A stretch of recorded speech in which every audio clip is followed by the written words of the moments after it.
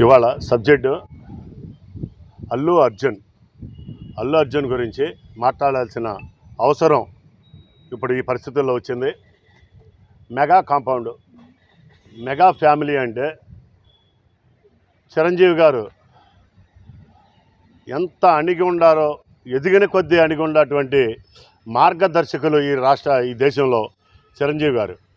అటువంటి ఎంతో అభివృద్ధి, కష్టపడి ఎంతో అభివృద్ధి చెందినటువంటి చిరంజీవి గారిని ఒక మహావృక్షం, ఒక పచ్చని చెట్టుగా ప్రతి ఒక్కళ్ళు కులాలకు అతీతంగా, మతాలకు అతీతంగా ఆయన్ని ప్రేమించేవాళ్ళు కోట్లాది మంది ప్రజలు ఆయన ప్రేమించారంటే బ్రహ్మాండమైన ఆయన నడక తరతరాలుగా మాట్లాడుకోవాల్సిన అవసరం ప్రతి ఒక్కళ్ళు చిరంజీవి గారి హావభావాల గురించి.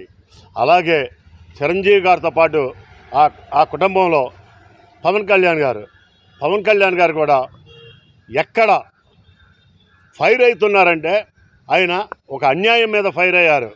అంతేగాని అనవసరంగా ఏ వ్యక్తిని ఆయన నోటి నుంచి ఏ రోజున అనవసరమైన పదజాలం ఒక్కసారి కూడా రాలా. వాళ్ళిద్దరిని సమన్వయం చేసుకుంటూ నాగబాబు గారు కూడా అలాగే ఎవరైనా పిచ్చవాగుడు వాగుతే కౌంటర్ వేస్తానికి నాగబాబు గారు వెన్నుదన్నుగా ఉన్నారు వీళ్ళిద్దరికీ. ఇటువంటి ఫ్యామిలీని నుంచి వచ్చి నువ్వు నేర్చుకున్న సంస్కారం ఏమిటి అల్లు అర్జున్? నువ్వు నేర్చుకున్న సంస్కారం నిజంగా హీనమైపోయింది.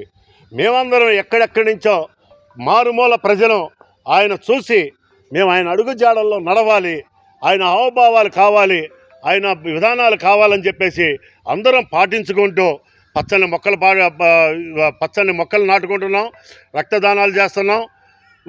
పుట్టినరోజు సందర్భంగా ఒక కేకులు కట్ చేయడమే కాదు, పేద ప్రజలకి లేకపోతే ఎక్కడ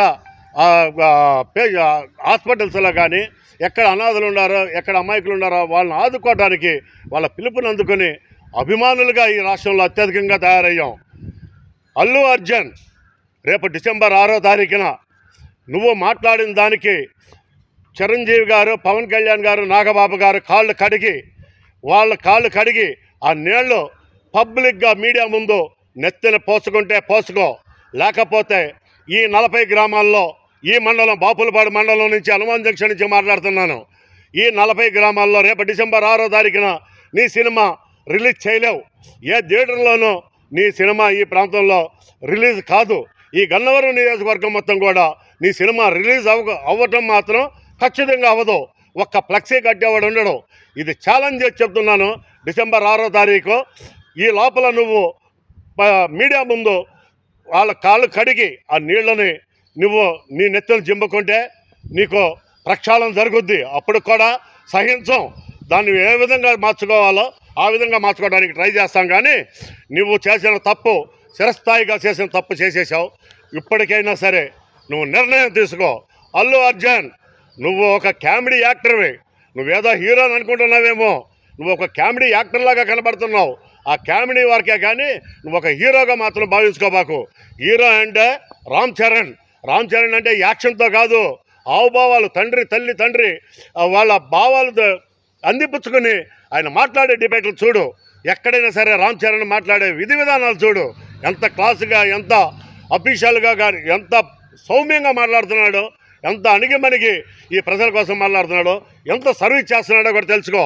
మీ తండ్రి పిల్లికి బిచ్చం పెట్టని అల్లు అరవింద్ గారు ఎక్కడైనా సరే సేవా కార్యక్రమాల్లో ఎక్కడైనా ఉన్నాడా? ఈ రాష్ట్రాన్ని ఎక్కడైనా కాపాడారా? నీ కుటుంబం గురించి చెప్తావేంటి? నీ కుటుంబం ఏదో గొప్పదనుకుంటున్నావేమో, నీకేదో సైన్యం ఉండాలనుకుంటున్నాము. చూపిస్తూ సైన్యాన్ని రేపు డిసెంబర్ 8వ తారీఖు 6వ తారీఖు అన్నావు. ఆ రోజున చూపిస్తూ నీ సైన్యాన్ని మేము చూస్తాం, ఖచ్చితంగా చూస్తాం, దీన్ని ఎదుర్కొంటాం. ఖచ్చితంగా కాలుతో అధపాతాళానికి తక్కకపోతే అల్లు అర్జున్ నీకు తగిన శాస్తి చేస్తాం. Thank you.